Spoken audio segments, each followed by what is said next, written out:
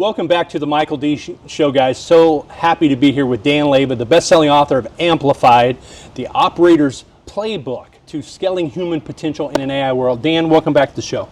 Great to be here. Great to be here in person. Actually, finally meet you in person. Meet you in person in Bangkok today. And your book's blowing up everywhere. It's selling everywhere. In fact, in Asia right now, we're getting greater distribution, greater pickup everywhere. Hardcover, paperback, ebook. We're talking about audiobook. And Dan, you've been a VP at the executive level, a lot of major companies like Apple, Intuit, and Travelers and eBay. What mistake are CEOs making? Because I guess they're looking at this and thinking, hey, AI can really help me control the bottom line, fire a bunch of people, just turn everything over to AI. What problem does Amplify address? Yeah, the key for me when I was looking at writing Amplified is how do you keep that trust and the judgment and human potential? Sure, it's going to cut costs, and sure, it's going to replace some of the people, but if you look at it first as how do I get rid of all the people, it's the wrong approach. And that's what a lot of companies are seeing now, and what they're seeing is they're hiring more people back. And you look at a lot of the companies that did that at first and got rid of all the people. I think the biggest one you saw was Klarna. Klarna was one of the first ones out of the gate that said, I'm going to get rid of all my people and get rid of all my software, and we're going to make it, run so smoothly without people. And then they were like, oh wait, we need to hire people back and we need to get the software back. And you look at a company that took an actual completely different approach, IKEA. IKEA said, hey, you know what? We can use AI to take care of all of our customer service. We have 8,500 customer service reps, and they're amazing people and know so much about IKEA. What should we do with them? And they said, they know IKEA, they know the brand, and what they did was they trained all of them how to be design specialists. And they took a whole new product to market and said, hey, we're going to have design specialists. You can call up and say, how do I design my space with IKEA products? $1.4 billion in new revenue. Incredible. Not get rid of the people, just create new capabilities for the company. Well, you're talking about and blogging about on your website, cxamplify.com, where people can hire you for consultancy, hire you for speaking. You're talking about these case studies, but you've got a front row seat to these case studies. You talk about many of them in Amplified. I know I was reading recently, a company December 23rd, getting the COO out of bed at 3 a.m. Everything's blowing up and going crazy. It could have been prevented. Talk to me about those human decisions that you empower people to make in Amplified. Yeah, the key for me is, when I think about decisions, there's things AI can do and there's things AI should do. And the key for me, I think about it in three classes. If it's something that there's very little risk, you think about package routing, you think about things that if AI got it wrong, there's not a lot of challenges, not a lot of problems. Let AI make the decision, let it go. And then there's a second class, which is where AI can recommend, but a human should look it over. Yeah. And then there's things where is a lot of risk to it. There's either regulatory risk, there's legal risk, there's something where it could really hurt the customer.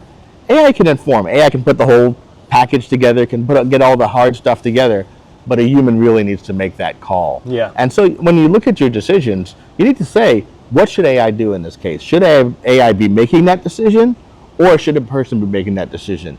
And you should think about that before you let AI take on any decision. What class decision is this? And who's responsible for that decision? And even when you're letting AI make that decision, make sure you know who in your company is responsible when AI is making that decision. So if it goes wrong, you know who to look at. Amplified is available everywhere books are sold globally, hardcover, paperback, ebook. Grab your copies for your teams. Dan, you're speaking everywhere. What are some of the topics that you're taking to the stage and people are asking you to speak about on stage? I think a few key things. Decision rights. How do you make decisions, what AI should do, what AI shouldn't do, and how do you make sure that you're keeping people responsible for that? Another key topic is how do you think about accountability for those decisions? How do you think about sequential decisions? Everybody's going to say, my piece of the pie was right. What I set up made the decision right. The next guy made it wrong. And so making sure you know who's responsible for the whole decision. Well, that's the best way for people to get you on their stage or get you on their podcast as a speaker. Yeah. Visit my website, cxamplify.com. You can connect with me there or connect with me on LinkedIn. Who are some of your favorite type consultancy clients that you're looking to serve?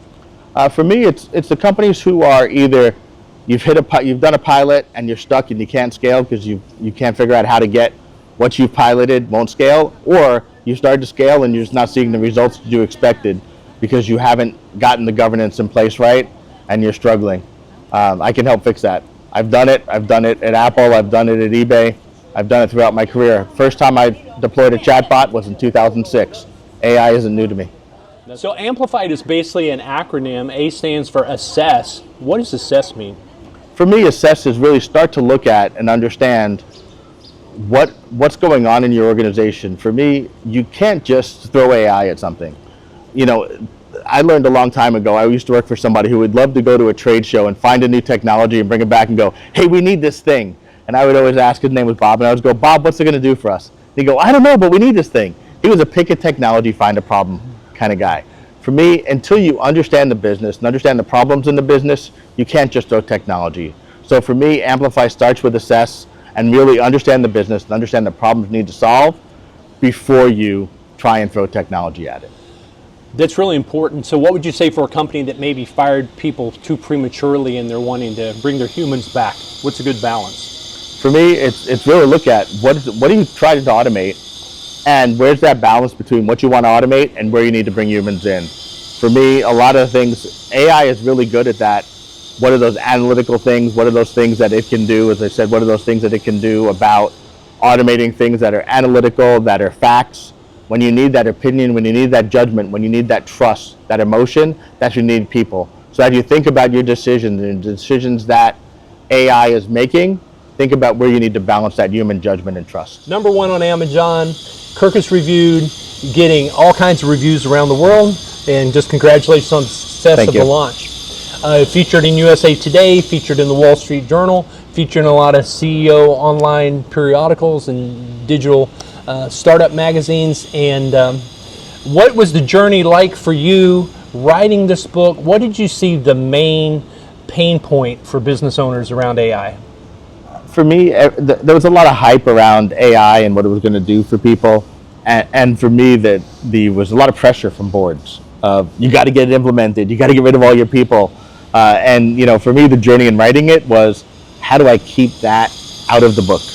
And how do I keep the human component in it? Because I really wanted to make sure that it wasn't just another book about hype. And how do I keep that human component? And for me, for writing the first book, especially, I was never a great student. And so for me to write a book was a pretty big thing. And so it was an interesting journey to write the book. But it was about, how do I make sure I get my thoughts out there in the right way? Yeah. And to keep it honest to me and the way I think about things. Great feedback everywhere books are sold. Walmart.com, Target.com, Barnes & Noble, Books A Million, globally here in Asia. Get it at Asia Books, Koinonia Books, in India, Crossword Books. Ask for it in your local bookstore and library. It's available everywhere. And so go ahead and give a review, Dan. We're hearing great feedback. And I just want to know, what is the main topic you speak about on podcasts that you're passionate about around the topic of Amplified? Definitely decision rights and accountability. Decision rights and accountability. It seems like it's moving so fast in the world, and you've got some doomsdayers and you've got some wannabe AI gurus and things like that. You seem to bring this element of experience, calm, but also wisdom to the AI space. What's the closing thought you'd like to leave with the listeners? Don't be afraid of it. Yes, it's going to take some jobs, but I think it's going to create more jobs, and that's what you're hearing a lot now is about the job creation. As with any technology change, if you look at any technology change, with the internet created jobs eventually, right? You look at even at technology even before computers, right? You look at farming, you look at manufacturing, you look at all of those technology changes. It created jobs. Yeah. And there's a lot of hype right now, and I think it's the same thing. And so for me, don't be afraid of AI. It's going to be everywhere. Embrace it, use it. Yeah. It's a great thing to use. But use it as your thought partner, not your thought replacement. I love that, and I think that's a great thought to print out and put on your wall and let your employees look at every day. You say in Amplified that AI is the biggest disruption in the Industrial Revolution. What do you mean about that? It is. It's came on so fast, and it is such a empowering technology that is so impactful to everything. The other technologies impacted different kinds of workers. This impacts all kinds of workers, and that's everything from the manufacturing to the accounting to the finance to the designers to programmers. Every kind of employee is impacted by AI versus just one kind of specialty. Well, the endorsements that you're getting from the healthcare industry, from the software industry, from the customer service industry has been incredible. In fact, grab a second edition of the book with the updated endorsements from around the world. Grab hardcovers, grab paperback, grab this for your team, share it, implement it. Give me one more of the acronyms that really speaks well to you, because Amplified is an acronym. We mentioned assess. What's another one that's been working great for companies? I think that's the biggest one. I think there's a couple of other, not so much the acronyms, a couple other topics in there. The decision rights, the red button protocol. For me, if you're going to implement AI, you have to have, I call it the red button. You have to have something in there that allows the employees to stop the machine if they see it going wrong. And that's one of the other topics I talk about a lot is you have to give them the power, the agency. You talk about that case study in the book, December 23rd. If somebody could have pushed that red button, would have saved the company $500,000. Yes. Because it was 45 minutes to get the COO out of bed at 3 a.m. Yes. And somebody could have saved the company right there. So your book is filled with practical, actionable steps like that, and things you can plug in and use right away. So Amplified, we can't wait to see what's next. Grab your copy today. Thanks for being with us on the Michael D. Show. I want to do more as you're traveling Asia here, but you're a big family guy, and what's been one of the funnest things you've done in Bangkok? The cooking class. We did a Thai cooking class yesterday. That's probably one of the best experiences I've had. I've traveled a lot around the world, especially during my corporate career. One of the things that we said yesterday after doing that is that's probably something we're going to try in every place we visit, try and do a cooking class. We really enjoyed it.